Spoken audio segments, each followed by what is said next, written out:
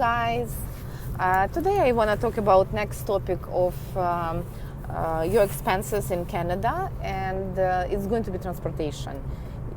When you come in here, you need to go somewhere, and like distance in Canada, like a little bit different than in Europe, let's say, or even in other countries. You would need either to use public transit or you have to get your own transport vehicle. Of course, when you live in downtown, you probably don't even need your car, but you obviously will use subway. You can use streetcar or buses. Here in Toronto and GTA, cost of public transportation would be somewhere around $3.50 to $4 per one ride. Either you use subway or bus, it's going to be the same price. Of course, when you buy in like monthly passes, or you have some discounts at your workplace, that would be better.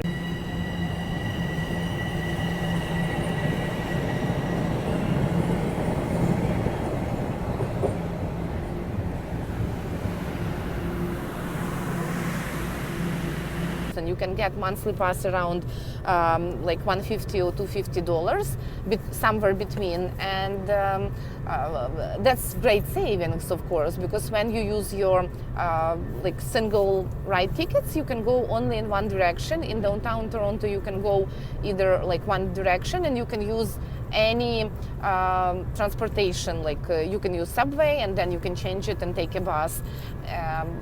But in GTA, in York region, it's a little bit different. Let's say you can take Viva bus and you can pay for the ticket. You can validate it on the bus stop, and then you can use it in any direction for next 3 hours. And you can change the buses, you can go one way and you can go back. So, but only within York region. You can't use the same ticket and go in downtown Toronto. You have to buy another one. So let's say if you live in York region and you need to go to work, let's say in downtown, you have to pay double payment for 2 tickets. And in this case, of course, you can buy 2 passes. You can buy passes for York Region Transit, and you can buy passes for TTC. TTC, it's a Toronto Transit system. And in this case, it could probably cost you about $500 a month, like in general, for 2 buses. And of course, they have discounts for students, they have discounts for some, I don't know, unions, for elder people. They have some nice discounts. And maybe if you are just newcomer, you came here in Canada and you join Welcome Center or YMCA, and you go for some link courses or ESL, you take in classes for English classes, probably you can apply, and they can, in some cases, not always, but sometimes they can refund you all your transportation expenses. So this is public transit. Next one, I want to talk about cars. You can buy car or you can lease car. What's the difference? When you lease a car, you take a new car from the dealer, and you have to pay around, let's say, $300, $400 a month. And you can, it's not your car, it's not finance. You're not going to own this car at the end of the lease. You're going to use it. It's like a rent of the car that you're paying for 5 years, fixed amount of money, and then sometimes it could be 3 years, sometimes it could be more, depending on your contract with the dealership. And plus of this, that you get a new car, so you get in free maintenance, oil change or something like that from the dealership. Sometimes it depending on, again, your contract, and if they can offer you some nice services. But again, it's a new car. You won't face any extra expenses to repair and like to do some maintenance for this car, so which is great. But in this case, you have one minus to me personally, because they have a mileage limit.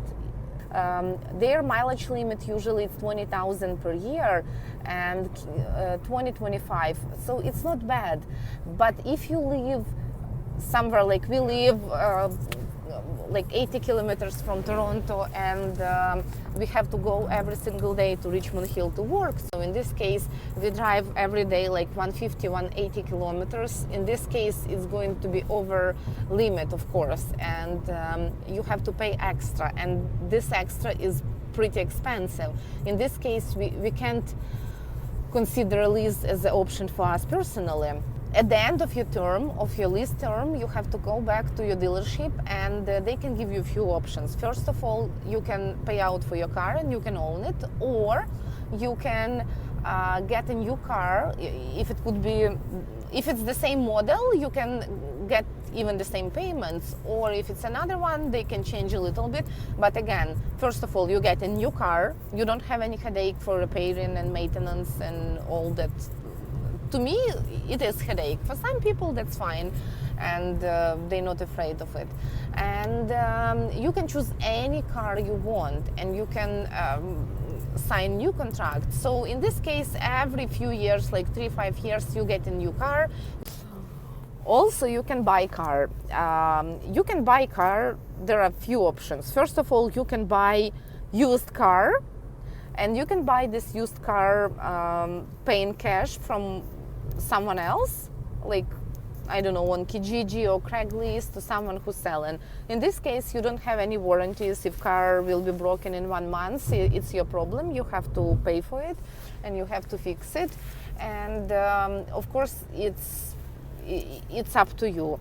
And to me personally, it's not an option, because I have no idea about cars at all. And to me, it's very hard to choose right one, and to know that you not overpay for this car, and if it's in good condition, if it's going to work like for next few years, and something like that. Also, you can buy the same used car but from dealership. The price would be cheaper than new car, of course, and again, you can get finance for this car from dealership. Some dealership, like Honda's dealership, and I know for sure Toyota, maybe Mercedes, or maybe a few more, they have their own finance. So it's better, because you don't have to go to bank to get finance for this car. And sometimes they offer very nice promotions, like you can get for 0%, or you can get with no down payment, or you can get with down payment but with lower percentage. You can get used car, and also the same way you can buy a new car from dealer. And it's pretty nice, because you can get finance for 5, 6, 7 years, even 8 years sometimes. Prices would be, let's say, around $300, $400 a month. Of course, for more expensive cars, it could be even $700, like for Lexus, let's say, or BMW. And what I have to mention here, if you're a newcomer, if you come in here and you don't have credit history, if you don't have a nice credit score, if you don't have even employment letter, that could be hard to get lease or even finance from dealership.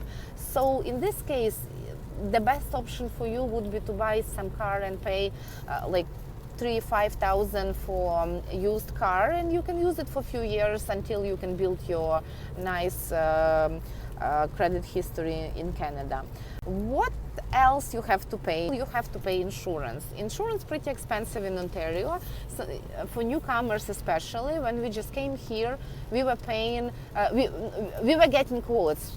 And how it works here, you can call every single company who can give you insurance, or you can fill out quote information online, and you can get this free quote evaluation, and you can get the prices.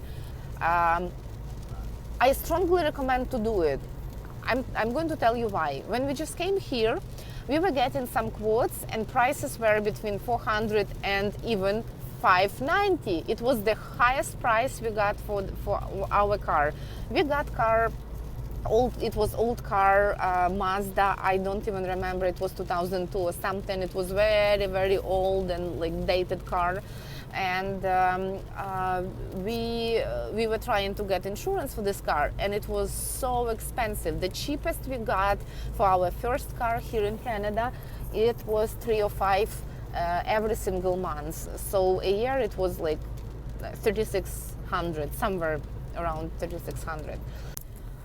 So for newcomers, insurance could be somewhere between 250 and I don't know, like 500, and it's okay, don't worry, because the more experience you get in and the more clear experience you get in, let's say that if you don't have any accidents, any tickets, and you're driving nicely and respectfully, this price will go down.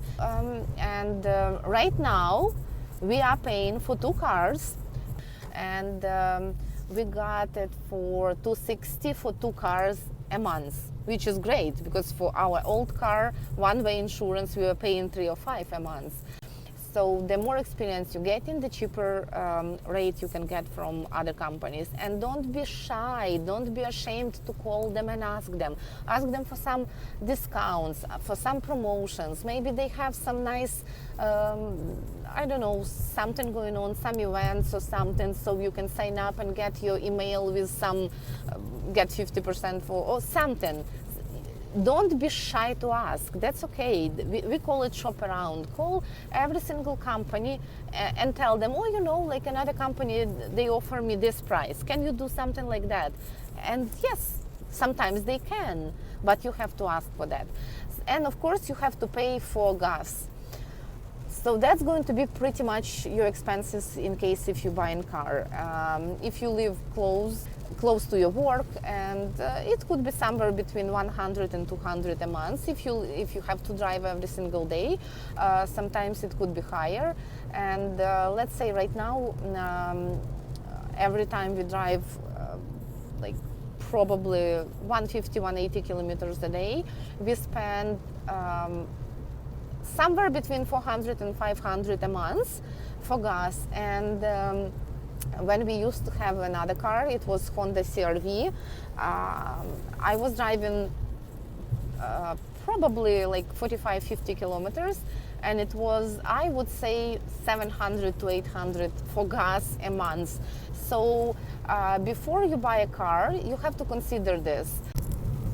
Or you can get another more healthy option. It's a bicycle. Bicycle you can get used one somewhere, I don't know, between $50 and $200, and you can get nice one from the store, like Canadian Tire. Sometimes they have a nice prices, nice deals, nice sales, and you can get probably like between 200 and 1,000. It depends on the model and on your preferences. So that's pretty much all about transportation and your expenses. Please leave me your comments and ask some questions, and I'll be happy to answer them. Bye now!